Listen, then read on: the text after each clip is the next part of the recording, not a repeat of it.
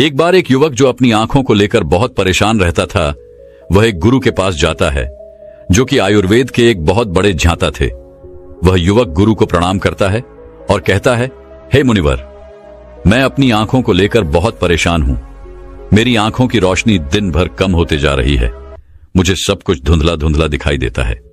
कई बार तो मेरी आंखों में बहुत ज्यादा दर्द और जलन होता है और बहुत ज्यादा आंसू भी निकलते हैं। गुरुदेव, मेरी आंखें समय से पहले ही मेरा साथ छोड़ रही हैं। कृपया करके आप मुझे कोई ऐसा समाधान बताइए जिससे मैं अपनी आंखों की रोशनी को फिर से प्राप्त कर सकूं और आंखों की इन सभी समस्याओं से हमेशा हमेशा के लिए छुटकारा पा सकूं। उन गुरु ने उस युवक की सभी समस्याओं को ध्यान से सुना और फिर कहा कि बेटा, हमारे आयुर्वेद में आंखों से संबंधित एक पूरा उपनिषद लिखा गया है जिसे चक्षु उपनिषद कहा जाता है। इसके अलावा हमारे महर्षि वाग्भट ने आंखों के इलाज से संबंधित कई उपाय बताए हैं, कई नियम बताए हैं, जिसमें कुछ प्रमुख नियमों के बारे में आज मैं तुम्हें बताता हूं। और इसके साथ ही आज मैं तुम्हें एक ऐसे चूर्ण के बारे में बताऊंगा जिसका 15 दिन उपयोग करने से ही आपकी आंखों की ज्योति जो है वह वापस लौट आएगी। और साथ में ही इन नियमों का पालन करने से सिर्फ कुछ ही हफ्तों में आपके आंखों की रोशनी में एक आश्चर्यचकित परिवर्तन होगा। आप खुद देखेंगे कि आपकी आंखों की रोशनी वापस लौट आएगी और आपको पहले से अधिक स्पष्ट दिखाई देगा। और अगर तुम लंबे समय तक इस चूर्ण का उपयोग करते हो और इन नियमों का पालन करते हो तो तुम्हारी आंखों की सभी समस्याएं, सभी बीमारियां जड़ से खत्म हो जाएंगी और तुम्हारी आंखें हमेशा के लिए स्वस्थ और दृष्टिकोण बनी रहेगी। फिर गुरु उस युवक से कहते हैं कि बेटा, सबसे पहले इन नियमों के बारे में जानते हैं। इसके बाद मैं तुम्हें उस चूर्ण के बारे में, उस चूर्ण की विधि के बारे में बताऊंगा और यह भी बताऊंगा कि तुम्हें उसे किस तरह से प्रयोग करना है। फिर गुरु उस युवक से कहते हैं कि बेटा, अब तुम्हें नियमों को ध्यान से सुनो। आंखों के उपचार के लिए आयुर्वेद का पहला नियम है, सुबह उठते ही बिना कुल्ला किए अपने मुंह की लार को आंखों पर लगाना है। तुम जैसे ही सुबह बिस्तर से उठते हो तो बिस्तर पर बैठे हुए ही अपने मुंह की लार को अपनी उंगली में लो और उसे अपनी आंखों की कोर में काजल की तरह लगाओ। यह बहुत ही रामबाण इलाज है। आंखों की सभी समस्याओं का असल में हमारी लार में वह सभी तत्व पाए जाते हैं जो मिट्टी में होते हैं, और जब हम मुंह की लार को आंखों में लगाते हैं तो वह सभी पोषक तत्व हमारी आंखों को मिलने लगते हैं जो इसे स्वस्थ बनाए रखने के लिए बहुत जरूरी है। आंखों को हमेशा स्वस्थ बनाए रखने के लिए आयुर्वेद का दूसरा नियम है, मुंह में पानी भरकर आंखों में धीरे धीरे छींटे मारना। तुम जब रोज सुबह अपनी आंखों को धोते हो तो उसे ऐसे ही मत धो, बल्कि उससे पहले अपने मुंह में पानी भरो, फिर अपनी आंखों पर कम से कम 20 छींटे मारो। छींटे इतनी तेजी से ना मारो कि आपकी आंखों में दर्द होने लगे, वह लाल हो जाए। हमें बस इतनी तेजी से छींटे मारने हैं ताकि पानी आपकी आंखों के अंदर चला जाए। जब आप आंखों में छींटे मारते हैं तो अंदर की छोटी से छोटी गंदगी भी पानी के साथ भरकर निकल जाती है और आंखें साफ हो जाती हैं। और मुंह में पानी भरने का कारण यह है कि जब हम आंखों में छींटे मारते हैं तो आंखों का कचरा जो है वह मुंह के रास्ते से न जाकर सीधे आंखों से ही पानी के साथ बाहर निकल आए, क्योंकि आंखों की कहीं बीमारियां सिर्फ आंखों में धूल मिट्टी जाने के कारण या कचरा जाने के कारण पैदा होती है। और जब यह सब कचरा साफ होगा तो हमारी आंखें भी स्वस्थ होंगी। फिर गुरु उस युवक को तीसरा नियम बताते हुए कहते हैं कि बेटा, सूर्य देव को देखना है। हर दिन लगभग 5 मिनट के लिए सूर्य देव को देखना है, लेकिन दोपहर में या तेज धूप में नहीं, सिर्फ उगने से 1 घंटे के अंदर अंदर या फिर सूर्यास्त होने के 1 घंटे पहले।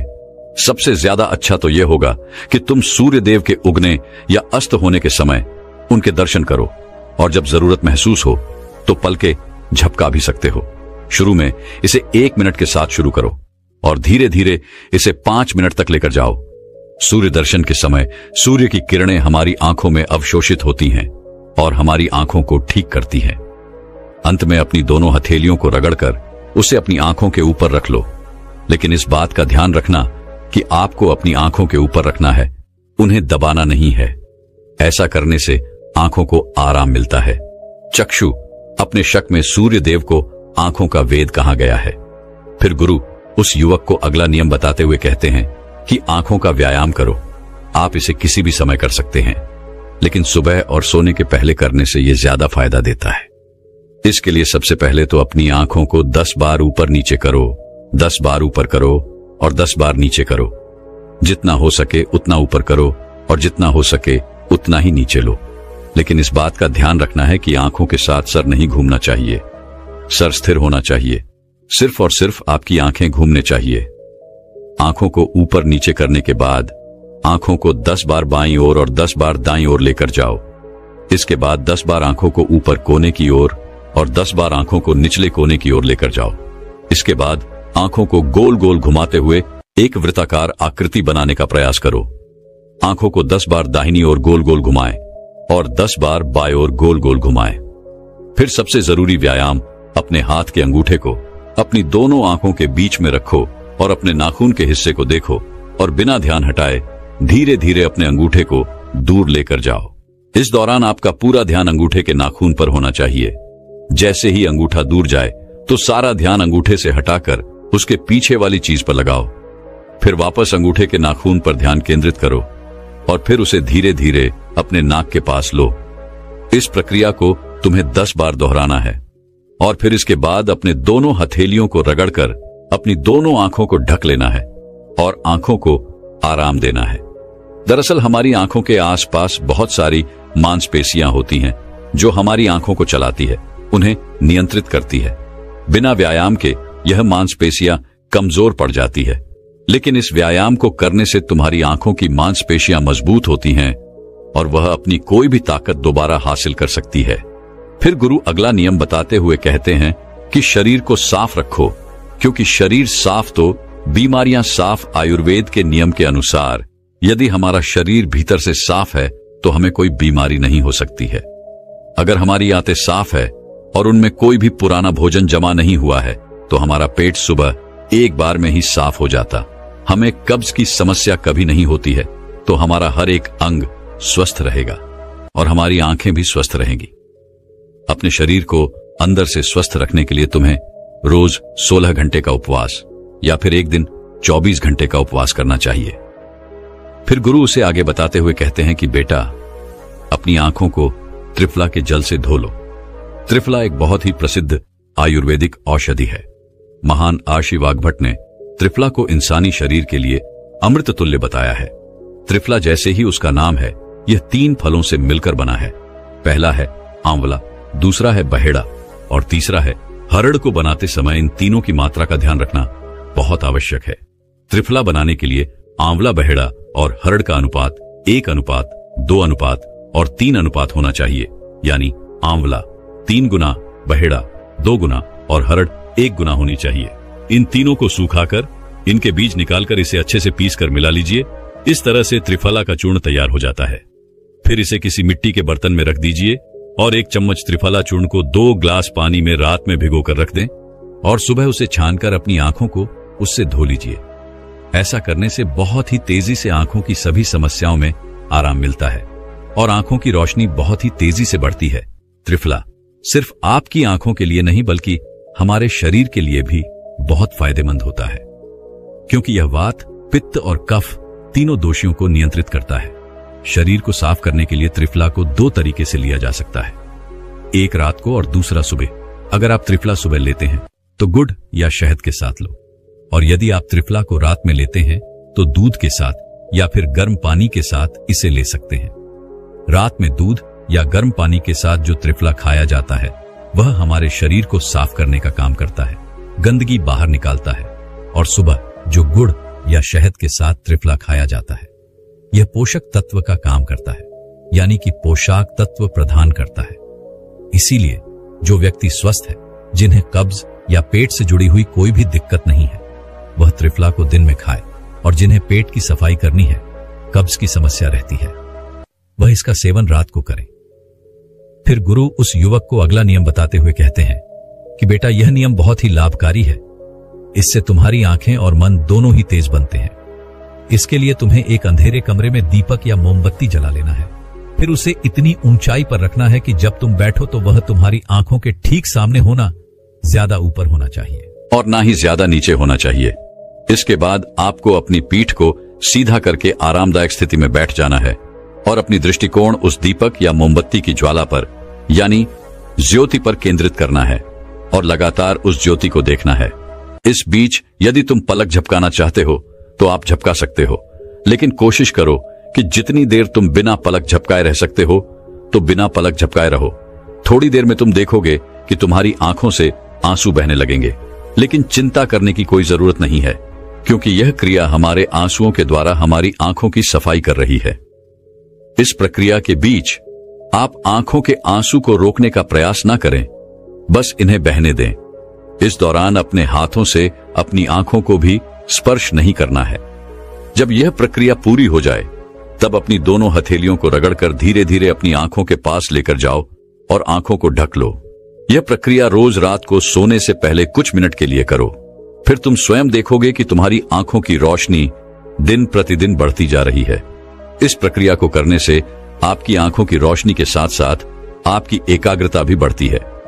फिर गुरु उस युवक को अगला नियम बताते हुए कहते हैं कि किसी भी ठंडी सब्जी जैसे खीरा, लौकी और आलू के छोटे छोटे टुकड़ों को कुछ मिनट तक अपनी आंखों के ऊपर रखो। जब हम खीरे या लौकी को इस तरह से छोटे छोटे टुकड़ों में काटकर आंखों के ऊपर रखते हैं तो हमारी आंखों के आसपास का जो क्षेत्र है वह ठंडा हो जाता है और बाकी का क्षेत्र गर्म रहता है, जिससे आंख और सर के बीच का जो तापमान है उसमें अंतर आ जाता है और ज्यादा से ज्यादा रक्त आंखों की तरफ आने का प्रयास करता है। फिर जिस जगह पर रक्त का प्रवाह ज्यादा होता है उस जगह का इलाज खुद ब खुद शुरू हो जाता है। इस प्रक्रिया को आपको हर दिन 10 से 12 मिनट तक जरूर करना है। इससे आपकी आंखों की रोशनी बढ़ेगी और आप ताजगी महसूस करेंगे। फिर गुरु उस युवक को अगला नियम बताते हुए कहते हैं कि बेटा, तुम्हें रोज ऐसा काम करना है जिसमें ज्यादा रक्त का प्रवाह हो, जैसे शीर्षासन, भस्त्र का आसन। ऐसे आसनों को करने से रक्त की ज्यादा मात्रा आंखों की तरफ जाती है और आंखें स्वस्थ बनी रहती है। फिर गुरु उस युवक को कहते हैं कि बेटा, तुमने नियमों के बारे में तो जान लिया, अब मैं तुम्हें उस चूर्ण के बारे में बताता हूं जिसका उपयोग तुम्हें करना है, और उसका उपयोग करने से कभी भी तुम्हारे आंखों की ज्योति खराब नहीं होगी, और अगर जिनको चश्मा लग चुका चाहे उनका चश्मा भी कुछ हफ्तों में उतर जाएगा। इस चूर्ण को बनाने के लिए आपको 4 चीजों का प्रयोग करना है, जिसमें पहली चीज है सौंफ, दूसरी चीज है बादाम, तीसरी चीज है धागे वाली मिश्री और चौथी चीज है काली मिर्च। हमें सबसे पहले तवे पर सौंफ को थोड़ा सेक लेना है। सौंफ को नेत्र ज्योति के रूप में अव्वल माना जाता है। इसकी तासीर ठंडी होती है। इसके साथ ही यह खाने को पचाने में बहुत ज्यादा मदद करती है। सौंफ हमारे शरीर के मोटापे को भी कम करती है। सौंफ में पोटेशियम, मैग्नीशियम, जिंक, लोहा, कॉपर जैसे मिनरल्स भरपूर मात्रा में होते हैं। आपको सौंफ को तब तक सेकना है जब तक उसमें खुशबू ना आ जाए। जब खुशबू आने लगे तब आप उसे नीचे उतार लीजिए।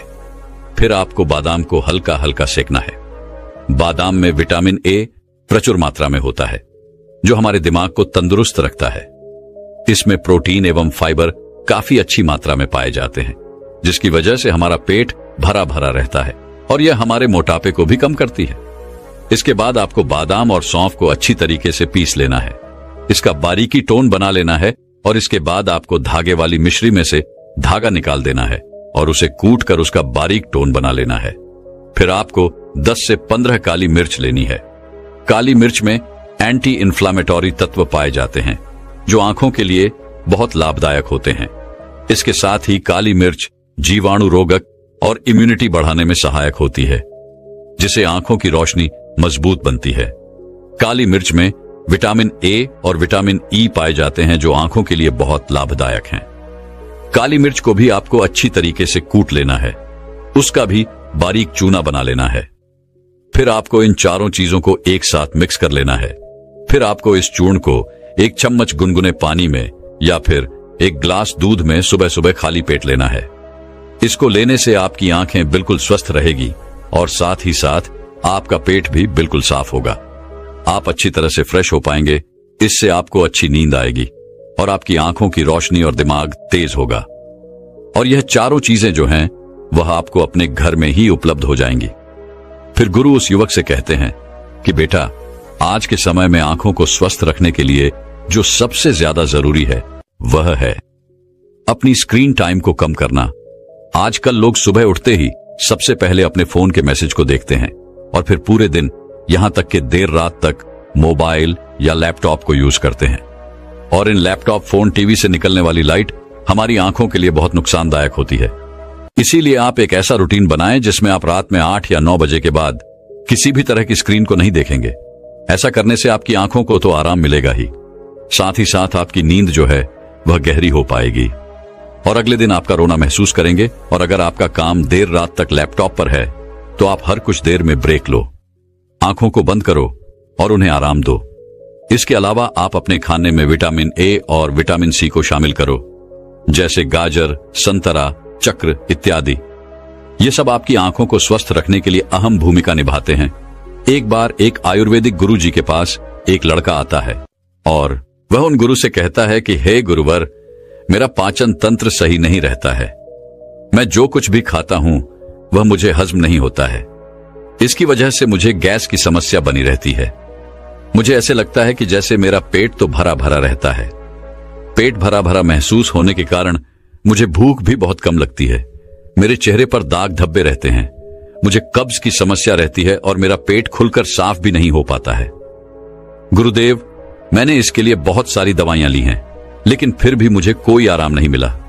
इसीलिए गुरुदेव, आप मेरी समस्या का हल मुझे बताएं। इसके बाद गुरु उस लड़के को कहते हैं कि जो भी तुमने मुझे अपनी समस्या बताई है वह सब तुम्हारे खाने के न पचने के कारण हुई है। इसलिए तुम यह समझो कि तुम्हें अपने खाने को पचाने के लिए करना क्या होगा और वह क्या उपाय हैं जो तुम्हें करने होंगे ताकि तुम्हारा पाचन तंत्र जो है वह मजबूत बन सके। और मैं तुम्हें आज 5 ऐसी आयुर्वेदिक औषधियां भी बताऊंगा जिनका उपयोग करने से तुम्हारा पाचन तंत्र मजबूत हो जाएगा और तुम्हारे खाने का कण कण पचेगा। फिर वह गुरु उस लड़के से कहते हैं कि सबसे पहले तुम यह समझ लो कि पाचन तंत्र में खराबी होने का सबसे बड़ा कारण जो है वह है पेट की सड़न। जब तुम्हारे पेट में खाना जाता है और वह ठीक से नहीं पचता है तो फिर वह सड़ता है और आपके पेट की समस्याओं का सबसे बड़ा कारण भी यही है। जब खाना पेट में जाकर पचने की जगह सड़ता है तो इससे ही आपको गैस की समस्या, एसिडिटी, भारीपन की समस्या होती है और आपको भूख लगना कम हो जाती है। इसके बाद गुरुजी कहते हैं कि अब सवाल यह उठता है कि आखिर खाना पचने की जगह क्यों जाता है। तो इसका कारण है आपकी मंदाकिनी। देखो, ध्यान से सुनो बेटा, आपके पेट में एक अग्नि होती है जिसे जठराग्नि कहते हैं। जब आपका खाना पेट में जाता है तो यह अग्नि उस खाने को पचाने का काम करती है। जब यह अग्नि धीमी हो जाती है तो आपका खाना पचने की जगह सड़ता रहता है। अब यह अग्नि जो है वह मंद क्यों होती है, तो इसको समझने के लिए आपको आयुर्वेद के 4 नियमों को समझ लेना बहुत जरूरी है।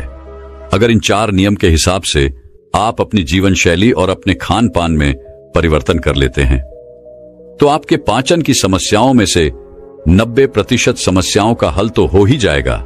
चाहे फिर आपको कॉन्स्टिपेशन की समस्या हो, लूज मोशन की समस्या हो या फिर कोई भी पेट से संबंधित विकार हो। वह गुरु उस लड़के को पहला नियम बताते हुए कहते हैं, अशुभ आहार। हमारे आयुर्वेद में कहा गया है कि आप भोजन को पकने के 3 घंटे के अंदर अंदर उसे खा लें और ज्यादा से ज्यादा आप 5 घंटे के अंदर उसे खा लें। लेकिन अगर भोजन को पकाए हुए 5 घंटे से ज्यादा हो गया है तो आप उस भोजन को ना खाएं, क्योंकि ऐसा भोजन जठराग्नि पर दबाव डालता है जिसको पचाना थोड़ा सा मुश्किल हो जाता है और आप बाजार से डिब्बा बंद चीजें लेकर आते हैं, उनको खाते हैं। वह चीजें तो कहीं महीनों और कहीं साल पुरानी होती है और आप उन्हें बड़े मजे से खाते हैं। 3 से 5 घंटे के बाद का खाना खाना भी हानिकारक होता है। वह खाना भी खाने के लायक नहीं होता है और आप 1 साल पुरानी, 2 साल पुरानी चीजें जो डिब्बों में बंद होती हैं उन्हें बड़े चाव से खाते हैं। क्या वह चीजें आपके शरीर पर गलत प्रभाव नहीं डालती है? डिब्बा बंद चीजों में केमिकल डाले जाते हैं। वह केमिकल इन चीजों की वैधता तो बढ़ा देते हैं लेकिन आपके स्वास्थ्य पर बहुत बुरा असर डालते हैं। और दूसरी ओर जंक फूड, फास्ट फूड जैसे पिज्जा, चाउमीन आदि स्वाद के चक्कर में आप खाते हैं, मीठी मीठी मिठाइयां खाते हैं। इनको भी आपको त्यागना होगा। आपकी जठराग्नि की एक सीमित मात्रा होती है कि वह इस तरह का भोजन और इतना ही भोजन पचा सकती है।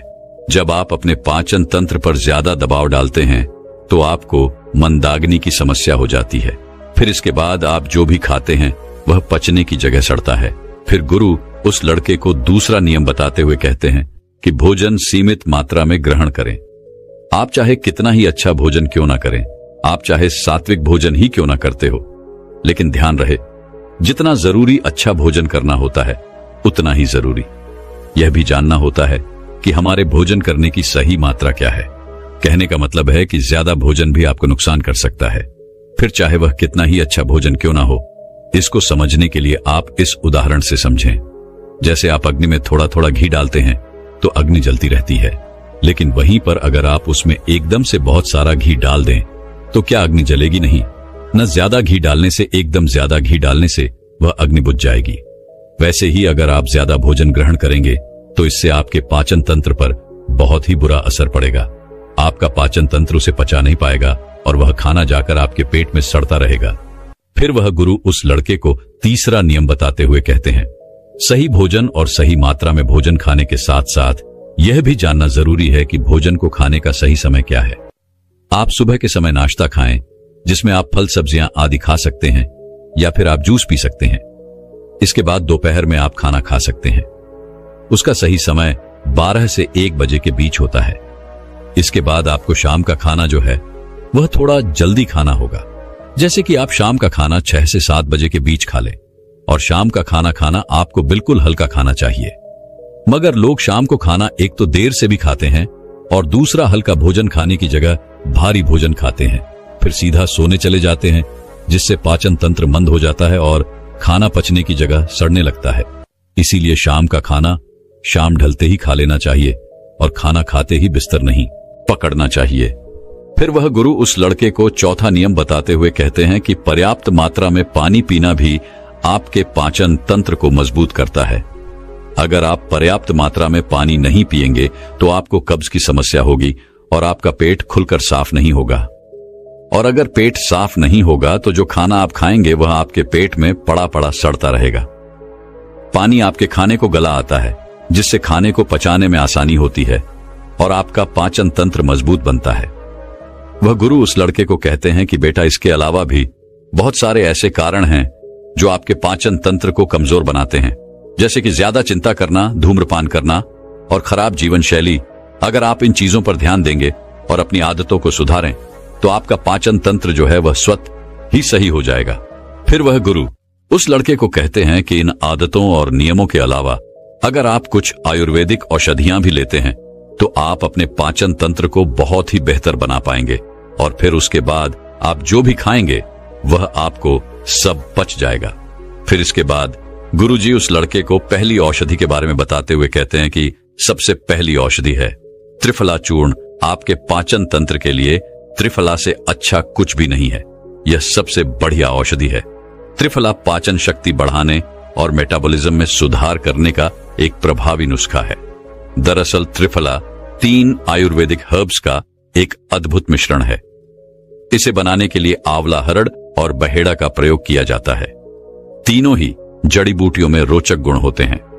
यह मलत्याग को बढ़ावा देने में मदद करती है, साथ ही कब्ज से छुटकारा भी दिलवाती है। त्रिफला शरीर के तीनों दोष, वात, पित्त और कफ के संतुलन को बनाए रखने में आपकी मदद करता है।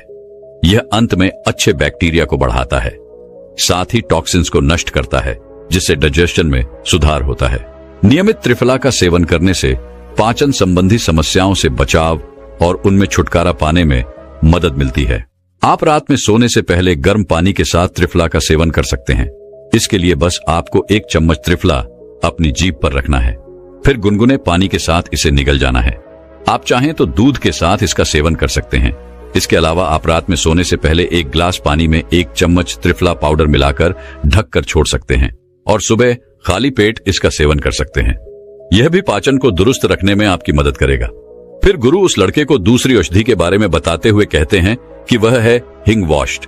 यह एक पॉली हर्बल आयुर्वेदिक औषधि है जिसका उपयोग पाचन विकारों के इलाज के लिए किया जाता है।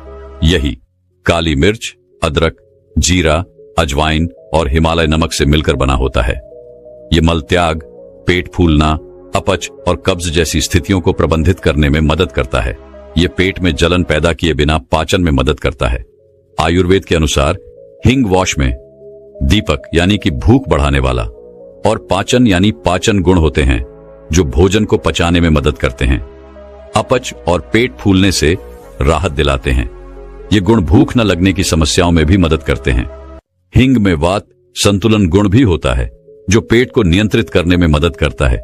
इसका भी प्रयोग आपको खाना खाने के 45 मिनट के बाद पानी या दूध में किया जा सकता है। फिर गुरु उस लड़के को तीसरी औषधि के बारे में बताते हुए कहते हैं एलोवेरा। एलोवेरा का नाम किसी भी स्किन या फिर हेयर प्रॉब्लम के लिए सुझाया जाता है, लेकिन यह पेट की समस्याओं के लिए भी इसी तरह कारगर साबित होता है। एलोवेरा का जूस पेट की परेशानियों से भी राहत दिलाता है। इसमें मौजूद एंजाइम पाचन क्रिया को बेहतर बनाते हैं और पोषक तत्वों के अवशोषण में भी मदद करते हैं। इसी तरह एलोवेरा पेट के इन्फेक्शन की वजह बनने वाले बैक्टीरिया और परजीवियों से भी सुरक्षा प्रदान करता है, जिससे स्टमक इन्फेक्शन होने से बचाव होता है। कॉन्स्टिपेशन और एसिड रिफ्लेक्स जैसी पेट से जुड़ी समस्याओं से बचाने में भी एलोवेरा का जूस बहुत ही फायदेमंद है। इसके अलावा यह इम्यून सिस्टम को मजबूत बनाने और मेटाबॉलिज्म को बढ़ाने में भी मदद करता है। इसके बाद गुरुजी उस लड़के को चौथी चीज बताते हुए कहते हैं कि आप ऐसी समस्या में हर्बल चाय का इस्तेमाल भी कर सकते हैं। ये चाय उबाले जाने वाली जड़ी बूटियों के मिश्रण से बनती है, जिनमें अनेकों और सदियां मिलाई जाती हैं। ये पाचन तंत्र को मजबूत करने के लिए बनाई जाती है। इसमें पुदीना, जो पाचन तंत्र की मांसपेशियों को आराम करने की क्षमता रखते हैं, ये यूप के लक्षणों, गैस और ब्लोटिंग को कम करने में मदद करता है। इसमें अदरक, जो एंटी इन्फ्लेमेटरी गुणों से भरपूर होता है, पाचन को प्रोत्साहित करने में मदद करता है और उपस्थित गैस और ब्लोटिंग को कम करने में सहायता प्रदान करता है। इसमें धनिया, जिसमें गारमेंट गुण होते हैं, वह भी पाचन को सहायता प्रदान करता है और मलाशय को शांत कर सकता है। इसी तरह कई अन्य जड़ी बूटियां होती हैं जो आपके पाचन तंत्र को मजबूत कर सकती हैं। आप इन सभी के मिश्रण से हर्बल चाय बना सकते हैं, जो आपके पाचन तंत्र को मजबूत बनाने में आपकी सहायता करेगी। ध्यान रखें, इस तरह की चाय में आपको चीनी नहीं डालनी है।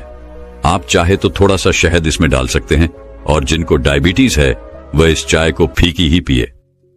इसके बाद गुरु उस लड़के को पांचवी और अंतिम औषधि बताते हुए कहते हैं अजवाइन पाचन तंत्र ठीक ना होने की वजह से लोगों में गैस की प्रॉब्लम देखी जा सकती है। अजवाइन का पानी गैस की दिक्कत को भी कम करता है और पेट फूलने की समस्या में भी आराम देता है। इसके साथ ही अजवाइन जो है वह पेट में एंटर में भी राहत देता है। इसके पानी में कुछ विशेष एंजाइम पाए जाते हैं जो आंतों की सफाई करते हैं और इससे भोजन के पोषक तत्वों के अवशोषण में मदद मिलती है। अजवाइन का पानी तेजी से वजन को घटाता है और मेटाबॉलिज्म को दुरुस्त रखता है। अगर आपका कोलेस्ट्रॉल लेवल बढ़ता रहता है या फिर घटता रहता है तो यह उसे भी कंट्रोल करता है। इसके बाद वह गुरु उस लड़के से कहते हैं कि बेटा, आप इन 5 औषधियों में से कोई भी एक औषधि इस्तेमाल कर सकते हैं और आप अपने जीवन शैली में जो मैंने तुम्हें नियम बताए उनका अनुसरण करके तुम अपने पाचन तंत्र को बहुत ही जल्दी मजबूत बना सकते हैं। राजा ने स्पष्ट किया कि जब दीक्षा लेनी ही है और संन्यास्त होना ही है तो मुझे आपका सभी शर्तें मंजूर है। और फिर तथागत बुद्ध ने आदेश दिया और कहा, अपने कपड़े उतारो, अपने जूते उतारो और नग्न हो जाओ और इसी नग्न अवस्था में अपने राज्य के राजमार्गों पर स्वयं को जूते मारते हुए चक्कर लगाकर आओ। राजा असमंजस में पड़ गया। तथागत बुद्ध यह क्या कह रहे हैं? मैं एक राजा हूं, इस तरह से मैं नग्न होऊंगा और नग्न होकर अपनी ही सड़कों पर कैसे खुद को जूते मारते हुए चक्कर लगाऊं? लेकिन फिर भी राजा को संन्यास्त होना था, तो उन्होंने भगवान बुद्ध की शर्तें मान ली और वह वैसा ही करने के लिए निकल पड़ा। राजा ने वैसा ही किया। वह नग्न होकर स्वयं को जूते मारते हुए राज्य की सड़कों पर दौड़ने लगा और यहां उसके चले जाने पर शिष्य ने बुद्ध से कहा कि बनते, जब हम आपसे दीक्षा लेने आए थे तब आपने तो ऐसी कठोर शर्त नहीं लगाई थी। आप तो स्वयं करुणा अवतार हैं, फिर आपने राजा के साथ ऐसा कठोर व्यवहार क्यों किया? तब भगवान बुद्ध बोले, जब तुम लोग संन्यास लेने आए थे तब तुम्हारे अहंकार बहुत बड़े नहीं थे, इसीलिए तुम लोगों से घर घर भिक्षा न करवा के ही काम बन गया। यह तो एक बड़े राजा है, इसका अहंकार भी बहुत बड़ा है, इसलिए जितना बड़ा रोग उतनी बड़ी दवाई, इसलिए महारोग की दवाई भी अधिक शक्तिशाली होती है। किसी कारणवश मैंने इनका परीक्षा भी इतना कठिन किया है। राजा जब इस दशा में अपनी ही प्रजा के सामने से गुजरेगा तो उसका अहंकार चूर चूर हो चुका होगा। राजा ने शाम तक शर्त पूरी कर ली और बुद्ध के चरणों में आकर गिर गया और फिर बोला, तथागत, अब तो मुझे आप दीक्षा देकर मुझे संन्यास्त करें। भगवान बुद्ध ने राजा के सिर पर मुकुट रखा और कहा कि अब तुम्हें संन्यास लेने की जरूरत ही नहीं है। जाओ और कर्ता भाव छोड़कर साक्षी भाव से राज करो। अब तो तुम राजस्व हो चुके हो, अब तुम राजस्व हो। देखिए दोस्तों, किस तरह से भगवान बुद्ध ने एक राजा को उपदेश दिया और राजा का जीवन धन्य हो गया। दोस्तों, ये छोटे से उपदेश से आपको क्या ज्ञान प्राप्त हुआ, कमेंट में हमें जरूर बताइएगा। चलिए अब जानते हैं स्वास्थ्य से संबंधित बहुत ही महत्वपूर्ण जानकारी। क्या आप जानते हैं कि यह हमारा शरीर किससे बना है? ये सबसे पहले जानना बहुत जरूरी है। और हमारे शरीर में कौन से 3 दोष पाए जाते हैं? हमारा शरीर 5 तत्वों से बना है और हमारा शरीर में 3 दोष पाए जाते हैं, वात दोष, पित्त दोष और कफ दोष। इसे जानना जरूरी है क्योंकि यह हर एक बीमारी का कारण होता है, क्योंकि हर एक बीमारी जड़ यही 3 दोष है, इसीलिए जानना जरूरी होता है। तो आपका शरीर का सबसे महत्वपूर्ण दोष ये 3 दोष हैं, पित्त दोष, वात दोष और कफ दोष। अगर आपके शरीर का वात दोष गड़बड़ हो गया तो 60 से 70 पर बीमारी होगी। अगर आपके शरीर का पित्त दोष गड़बड़ हो गया तो आपके शरीर में 15 से 20 पर बीमारियां होती हैं। और यदि आपके शरीर का कफ दोष गड़बड़ हो गया तो 5 से 10 पर बीमारी होती है। अब इस तीनों प्रवृत्ति हमारे शरीर में कब से कब तक रहती है? जब हम जन्म से बाल्यावस्था में रहते हैं, यानी जब हमारा जन्म होता है और 14 साल की उम्र तक हमारे शरीर में कॉफ प्रवृत्ति ज्यादा होती है। इस समय कॉग ज्यादा बनता है। यह प्रकृति की देन है। कॉफ इसलिए बनता है क्योंकि हमारा शरीर ग्रो करता है। कॉफ बनना जरूरी है क्योंकि यह कॉफ हमारे शरीर के बहुत ही महत्वपूर्ण अंग है। बस हमें यह ध्यान देना है। हम अपने बच्चों को ऐसी कोई चीज नहीं देना है जिससे उनका कॉफ और बढ़ जाए, क्योंकि बच्चे उस समय कुछ नहीं जानते। माता पिता को जागरूक होना होगा। बस हमें अपने बच्चे को कुछ भी ऐसे चीज नहीं देना है जिससे उसका कफ और बढ़ जाए। कॉफ बनाने वाली चीजें हमें उन्हें नहीं खिलाना है, नहीं तो क्या होगा? कॉफ से संबंधित जो 5 से 10 पर बीमारी है, जैसे टीबी, दमा, अस्थमा, ये सारी बीमारियां इसकी वजह से होती हैं। ये हर माता पिता को ध्यान देना होगा। उसके बाद हम आते हैं बाल्य अवस्था से युवा अवस्था में। युवा अवस्था की आयु कितनी होती है? जब हम 15 साल से 60 साल के बीच में होते हैं, इस समय हमारा शरीर युवा अवस्था में होता है। इस समय हमारे शरीर में पित्त प्रवृत्ति सबसे ज्यादा होता है, सबसे ज्यादा पित्त बनता है। इसलिए हमें यह ध्यान देना होगा कि हम ऐसी कोई भी चीज ना खाएं जिससे हमारा पित्त बढ़ जाए। अगर हमारे शरीर में पित्त दोष बढ़ जाएगा तो हमारे शरीर में 15 से 20 पर बीमारियां होती हैं। इसके बाद हमारा आता है वृद्धावस्था था। 60 साल की उम्र हमारा वृद्धावस्था होता है। इस समय हमारे शरीर में वह दोष बढ़ता है और वात दोष से संबंधित 60 से 70 पर बीमारियां हमारे शरीर में होती हैं। तो आपको ऐसी कोई चीज नहीं खाना है जिससे वात दोष बढ़े। तो दोस्तों, यह आप समझ गए कि आपके शरीर में 3 दोष का क्या रोल है। इसलिए इन 3 दोषों से संबंधित जो भी जानकारी जहां से भी उपलब्ध हो, एकत्र करें और उसे अपने जीवन में लागू करें। कारण को दूर करें और हमेशा इस बात का ध्यान रखें कि इन 3 दोषियों में क्या खाना चाहिए और क्या नहीं खाना चाहिए। इस दोषियों को बढ़ाने वाली चीजें कभी ना खाएं। अब आप इन तीनों दोषियों के बारे में जान गए हैं, तो अब जान लें कि आपका शरीर 5 तत्वों से कैसे बना है। आपका शरीर 5 तत्वों से बना है और इन 5 तत्वों में प्रोटीन्स, विटामिन्स, सारे तत्व आते हैं। अब इस 5 तत्वों में और 3 दोषों में जो भी कमी आती है, तभी आपका शरीर बीमार होता है, अन्यथा आपका शरीर बीमार नहीं होता। अब आप समझ गए आपका शरीर बीमार होने का क्या कारण है। जैसे कुछ लोग रोते हैं, भगवान ने हमें ये कष्ट दे दिया, भगवान ने हमें ये बीमारी दे दिया, हमें गैस्ट्रिक अल्सर हो गया, हमें थायराइड, ब्लड प्रेशर, शुगर हो गया। क्यों हो गया? भगवान ने नहीं दिया, आपने खुद पाला है।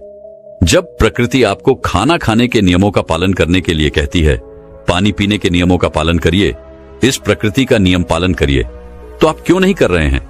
जबकि हमारा शरीर उसी तत्वों से बना है प्राकृतिक तत्वों से ही तो बना है। हमारा शरीर भी पानी से ही तो बना है, खाने से ही तो बना है, पोशाक तत्वों से ही तो बना है। ये सारे नियमों का आपको पालन करना होगा। अब जब यह हमारा पित्त दोष कह रहा है कि यह चीज नहीं खाई, यह पित्त और बढ़ेगा तो आप उसे क्यों खाते हैं? पिज्जा बर्गर आप क्यों खाते हैं? चाय आप क्यों पीते हैं? चीनी आप क्यों खाते हैं? मैदा आप क्यों खाते हैं? जब आप ये सारी चीजें खा रहे हैं तो आपके पेट में एसिडिटी बनेगा, आपका पाचन तंत्र बीमार पड़ेगा। तो जब आपका पाचन तंत्र बीमार होगा तो अनेक बीमारियां आपको आएगी। ये तो आप खुद कर रहे हो ना, ब्रह्मांड नहीं दे रहा है, भगवान नहीं कर रहा है। हम आप इसे खुद जाने अनजाने में कर रहे हैं। हम अपने मन को, अपनी जीभ को कंट्रोल नहीं कर पा रहे हैं। तो दोस्तों, ये सारी चीजें आप छोड़ दीजिए। अब बात करते हैं कि हमें अपने शरीर पर कौन सा तेल लगाना चाहिए, कहां पर लगाना चाहिए, इस बारे में जानते हैं। आप समझ गए आपके शरीर का निर्माण कैसे होता है। इसे सुरक्षित रखना आपके हाथ में है। इसकी कि सुरक्षा आप खुद कीजिए। शरीर के 4 महत्वपूर्ण अंग है जिससे आपकी शरीर की सारी नसें जुड़ी हुई हैं। पहला है नाभि, दूसरा है पैर का तलवा, तीसरा है आपकी नाक और चौथा है आपका सर। यह 4 सबसे महत्वपूर्ण अंग है और इन चारों जगह पर आपको तेल लगाना है। बस ये ध्यान देना है कि आपको कब लगाना है और कैसे लगाना है। तो सबसे पहले चलते हैं आपके पैरों के तलवे। जो व्यक्ति रोज सुबह जागकर मॉर्निंग वॉक करता है, नंगे पैर जमीन पर या फिर हरी घास पर, तो दोस्तों उसकी आंखों की रोशनी कभी कम नहीं होती। तो इसीलिए आपको पैरों के तलवे में शुद्ध तोरी का तेल लगाना है। इसके अलावा आप शुद्ध सरसों का तेल भी लगा सकते हैं। जब आप रात में सोने जाएं तो उसके